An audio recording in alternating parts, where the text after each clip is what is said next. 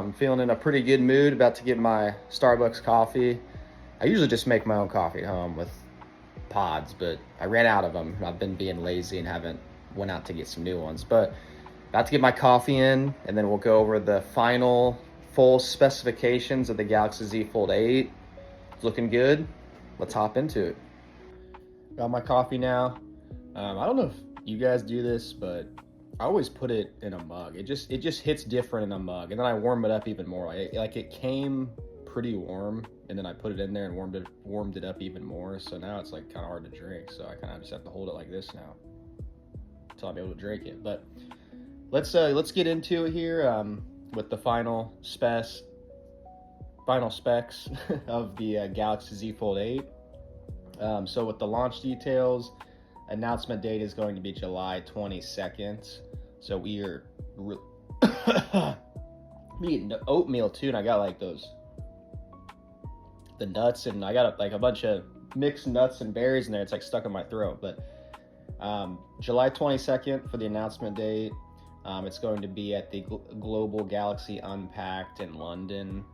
The base price is going to be starting at $18.99 for the standard Z Fold 8. And then this is also nice too. This just came out, I think it was today or last night, but we were kind of thinking that only the Z Fold 8 Ultra was going to get the near creaseless or creaseless display, but it looks like both of them are going to get the there's going to be Flex Titanium actually built into the display. So obviously the benefits of that are going to be to reduce crease visibility and boost durability. And it's cool because it actually incorporates titanium into the display stack itself rather than just the hinge. Gotta get a cough in, sorry about that. The tougher display technology could lead to more costlier. I've like not seen that word very often spelled out. It looked like it was spelled wrong. Repairs. So I mean, I'm willing to take that if it's reduces the crease and all. And now moving on to the cover display, it's going to be a 5.4-inch LTPO AMOLED, 120 hertz. It's going to be a 16:10 aspect ratio. The main display is going to be 7.6 LTPO AMOLED, 120 hertz, and it'll be a 4:3 aspect ratio. So that is going to be, sorry, someone was calling me. I put my big meaty thumb in the way there, but that's going to be a lot better as far as the main display for watching videos and movies. That's going to be great for that. I'm excited for that. The processor, Snapdragon 8 Elite Gen 5 for Galaxy. RAM 12 gigs, gonna be great. I think I've said it before, but having higher RAM is obviously always better. I mean, some companies like Apple, their software is so optimized for it. I feel like even when they have lower RAM, you're able to bounce back through apps well, just because it's kind of a lighter software. But with Galaxy, I think it's great to have the 12 gigs of RAM because there's more customization. There's a skin over the top of it, of the actual Android system, so it's going to be great for bouncing back through apps, leaving stuff open, multitasking. It's going to be great for that. Storage options is going to be 256 gigs, 512 gigs, 1 terabyte, pretty normal for what it usually is. Rear cameras, 15 megapixel main, 15 megapixel ultra wide. Front cameras, 10 megapixel on cover, 10 megapixel on the main. It says under display. It's not going to have it under display camera on the main folding display. I'll probably cross that out because it's not going to be under display.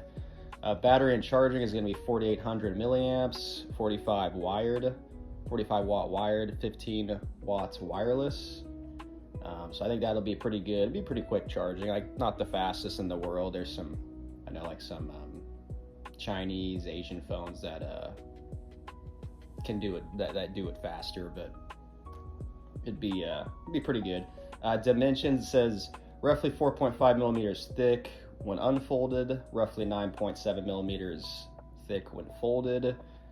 Weight, it says roughly 201 grams. We're hearing from the rumors that it's going to be like a solid 200 grams. So, I mean, 201, 200, basically the same thing, but it should be like 200 even. Then software is going to be Android 17 with One UI 9. So, One UI looks beautiful. I feel like some people don't care about this, but I love the new icons that they've made with One UI. Because like Apple came out with their liquid glass, and I'm into that. I'm into like when the software looks more futuristic. But then Galaxy answered with their icons. They look like 3D like stickers. Like they look. If you don't have a Galaxy or you haven't seen someone's new Galaxy there or a new update from a Galaxy, they're beautiful. So that's gonna look great on the foldable display, and also that smaller outside display as well. Also, going back to display here, I don't have it written down on here, but it'll have a 2600 nits of brightness for the display there on both, so the outer display and then also the inner folding display. And then going also back to the build, there's going to be, I think most people are aware of this already, but no S Pen support. It'll have IP48, IP68 rating on there. So, I mean, that's pretty good for a foldable. You can't, I mean, I know there's some that have a little bit of a higher rating, but if you get any rating on a foldable, I feel like it's pretty good. I mean, it's folding. I mean, maybe I'm out of the game about foldables, but I feel like that's good. I'll take it. So there won't be any magnets, no MagSafe. I think my first video we went over like official cases. They will have cases with MagSafe built into it, which will be nice. So I mean, basically the same thing as having it, really. Just throw if you want it that bad, just throw one of those cases on it. It'll be an official Samsung case. That'll be cool to have on there. And then the pretty much like confirmed, I mean, I'd be like 99% sure that these are going to be the expected colors. Maybe like 95, but they're going to be cream, graphite. So cream's going to be like the white, graphite's going to be like the black color, lavender, that lighter purple.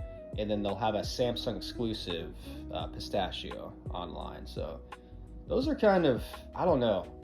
I would either go, if I had to rank those in order, I might go pistachio first. I know I've talked about, I love the lavender too, but I just feel like I might go pistachio just for myself personally. Lavender, it's like a lighter purple. I still like a lighter purple. I am kind of more like, if I'm gonna rock it, I would probably prefer a darker purple, but I'd probably go pistachio, lavender, cream, graphite, or graphite cream. Those are kind of interchangeable. Those are just like two clean, kind of boring colors, but they're clean. Let's see, did we miss anything else? I think that just about covered everything as far as really all of the specs for it. But yeah, let me know if you guys have seen anything, if I missed any of the specs. I mean, let me know in the comments. I for sure drop them down there. Let me know if I missed anything. But yeah, until next time, guys. Peace.